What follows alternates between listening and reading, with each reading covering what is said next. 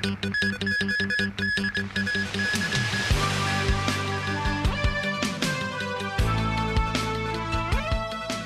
位早晨，我係梁思齊。天文台改發10號颶風信號，預料維持一段時間。超強颱風華加莎集嘅香港東南偏南大約130公里，預料向西北偏西移動，時速大約22公里，靠近珠江口至廣東西部沿岸一帶。隨住華加莎逼近，佢嘅颶風區將開始影響本港。華加莎會喺今朝最接近本港，喺本港南面100公里左右掠過，對香港構成相當威脅。預料10號颶風信號會維持一段時間。本港今朝早嘅風向咧，會由偏北風咧逐漸轉為吹東至東南風嘅。要留意咧，原本受屏蔽嘅地方咧，可能會變得當風噶啦，所以市民要保持高度嘅警覺。本港今日嘅天氣咧會持續惡劣嘅，有頻密狂風大驟雨同雷暴。海方面咧有極巨浪同湧浪啦，咁岸邊咧亦都會出現越堤浪嘅。東面同南面嘅海岸係會尤其顯著，所以市民咧應該遠離岸邊同埋停止所有嘅水上活動嘅。隨住華加莎逼近，杏花邨凌晨嘅風勢明顯加強，路邊嘅路牌都被吹喐。杏花邨遊樂場凌晨12點半起突然停電，冇電嘅情況之下，仍然可以見到海濱湧起大浪，足見華加莎嘅威力。米堅尼地城海旁凌晨開始雨勢頗大，有市民喺岸邊對面嘅街頭感受風力。而沙田城門河水位明顯升高，但未至於泛濫，隧道有輕微水浸。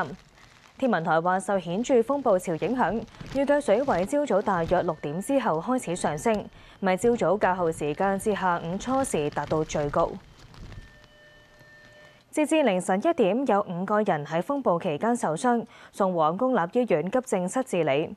當局另外共收到1宗山泥傾瀉報告同10宗冧樹報告。其中喺黃大仙橫頭磡東村、橫頭磡東道橫頭磡村對出，有樹木懷疑喺強風吹襲之下倒冧，樹枝橫臥喺路邊。現場消息話，冧樹一度壓中一架的士，冇人受傷。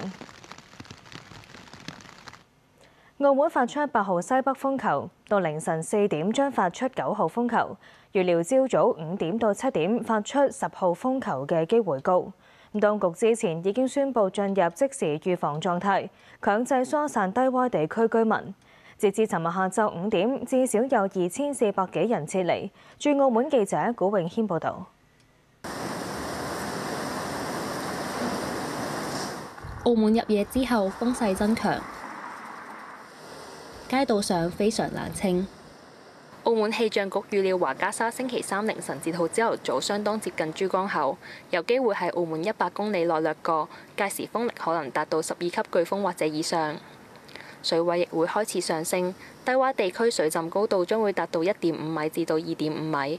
當局已經發出第2高級別嘅紅色風暴潮警報，呼籲市民留喺室內安全嘅地方。就為咗你哋安全着想，海關呼籲你哋就離開呢度，知唔知道？澳門下晝1點進入即時預防狀態，即係行政長官有權強制撤離生命性受威脅嘅人，限制個人或者交通工具喺特定範圍內停留或者通行等等。多個部門人員分批到多個低窪地區，呼籲居民同埋商戶撤離。